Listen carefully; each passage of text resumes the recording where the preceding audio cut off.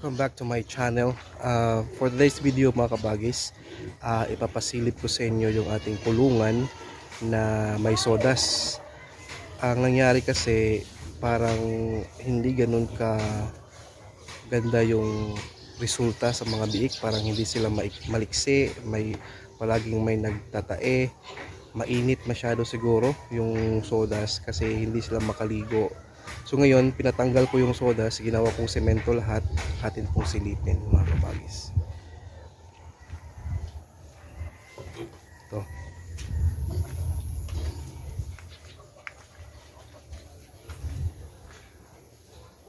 Ito na po yung ating kulungan. Yan. Naano na natin mga kabagis na semento na natin. And then ang nangyari, pinaseparate ko yung hinati ko yung kulungan. So yun, meron na siyang division. So yung nandun, yun yung gawin natin kulungan sa inahin. Mayroon na tayong isa. Tapos pangalawa dito, kapag mabenta na yan, pwede natin ilagay yung ating kulungan para sa inahin. So dalawa na yung ating kulungan para sa inahin. So excited ako dyan. So ito na yung resulta niya na kulungan na wala ng sodas. Ayan, malaki siya. So nagkatanong pala mga kabagis regarding sa sizes ng ating kulungan. Ito yung may 13 na baboy, malaki na sila Yun yung mga kabagis. Biik pa lang yan mga nakaraang linggo. Ngayon baboy na sila. So yan sila. Itong kulungan na to is 1.5 yung width, tapos yung length niya is 4 yung length niya. Iba-iba kasi. Tapos dito naman 2 yung width, tapos 3 yung haba. Tapos doon din yung mga maliliit para sa inahin, iba-iba din yung sizes. So para sa akin, mas maganda, ideal yung mahaba yung kulungan ninyo, kahit hindi ganun kalapad, para sa mga fattening ninyo, just in case mag-focus kayo sa fattening. Ngayon, ang hindi pa ko ganun ka galing na may sakit kasi tayo kabagis, kaya matagal tayo nakapag-upload. So please bear with me. So yung ating mga nagbabalak o nagpaplano na magkaroon ng fattening or magpatining kayo, yung focus niyo, mas maganda yung ganitong setup, yung mahaba. Pero kung plano ninyong mag-inahin, yun yung ganong klaseng size, yung standard na size, yung 1.5 tapos 2.5 yung haba sa mga gustong inahin. Ipapakita ko pala sa inyo mga kabagis yung mga biik natin dito na may sodas na kulungan.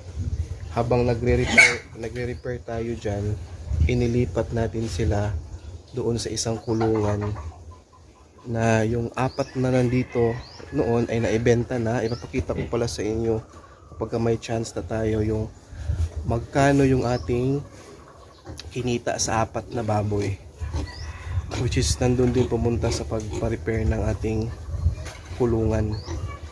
So okay na rin, na-repair siya. So ito sila mga kabagis. Yan po sila, malaki na. O maganda dito na naligo na sila. Tingnan niyo yung katawan mga kabagis. Lumaki ng lumaki. Nung naligo na sila, ganyan na yung katawan nila, biglang lumaki sila ng ganyan. 12 ito, supposed to be 16 to lahat, pero 12 ito dito kasi yung 4 nandun sa kabilang bahay. Pinagawan ko sila ng kulungan din doon sa kabila. Then doon ko nilagay yung 4 para naman hindi masyadong crowded dito. Okay, yun.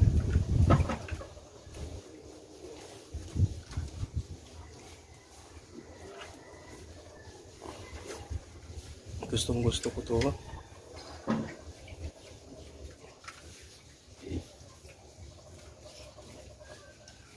Yan, oh.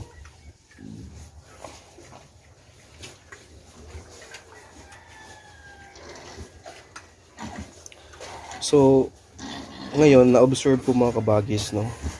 Itong mga baboy, yung mga biik, nung natanggal or nalipat sila doon, galing doon sa may sodas, ano yan, halos lahat nagtatae.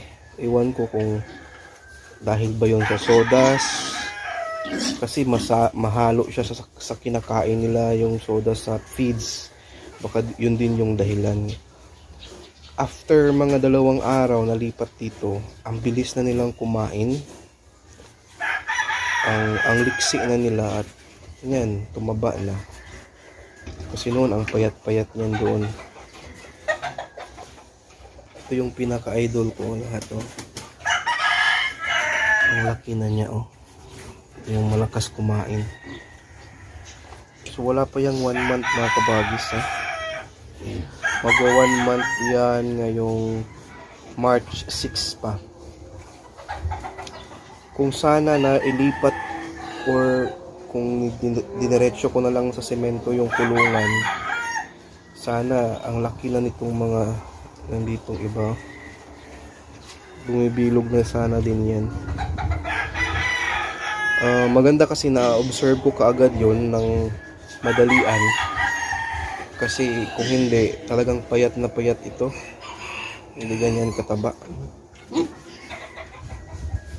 Gumagana na kasi yung kanilang kain at saka mas malamig na yung kanilang hinihigaan. So yun, yung mga nagtatanong regarding sa pagkain, kung anong ilang anong tawag nito, ilang sukat or magkano or ilang kilo, ganyan. Sa mga biik pa lang ganyan, hindi muna natin sila sukatan ng pagkain kung kaya naman natin, kasi diyan natin mabigay yung pinakaano nila sa timbang. Kasi kapag gabi isukat mo yung pagkain mo sa biik pa lang, tendency mga kabagis, hindi nila makuha yung full potential ng kanilang paglaki at timbang kasi sinusukat na natin. So ang advice ko, habang manghingi pa sila, bigyan nyo na lang ng konti-konti, hindi yung bigyan nyo lahat, yung ba konti-konti lang hanggang sa matingin niyo na mahirapan nilang ubusin, so stop nyo rin yung pagbigay ng pagkain. Hindi naman yung ganun karami din pagkabiik. Pero yun, yung advice ko, huwag nyo munang bigyan ng sukat. Kapag ganito na kalaki, itong ating 13 na malaki na, ito sila mga kabagis, pwede ninyong kapag ganyan na yung katawan nila, ganyan na sila kalaki,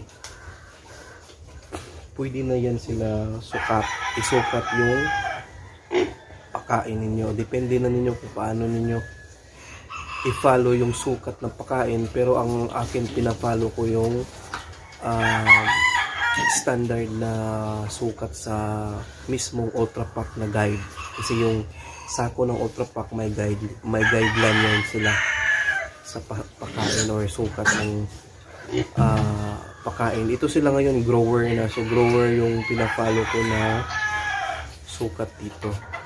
So regarding sa sukat, tingnan nyo na lang doon sa mismong sako ng Ultra Pack na grower, kasi nandun na lahat.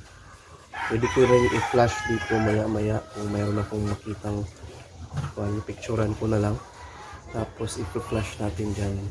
Pero itong ganito kalaki, pwede na yan sukatin yung isukat yung ating pagkain nila, kasi malaki na yan sila.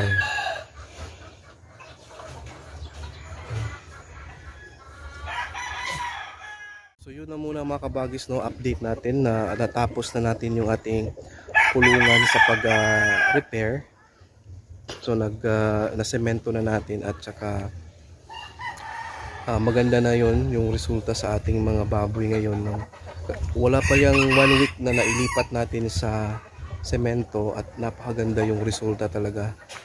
Na naligo natin sila, kumakain sila ng maganda, tama kasi hindi na mahalo dun sa sodas yung kanilang mga feeds at kitang-kita naman yung resulta talaga, napaka ganda ng katawan, biglang lumobo yung kanilang bumilog yung mga katawan ng ating alaga. So, yun lang po muna. In case mayroon kayong mga follow-up questions or clarifications, just make sure to comment down mga kabagis. Meron tayong comment box dyan.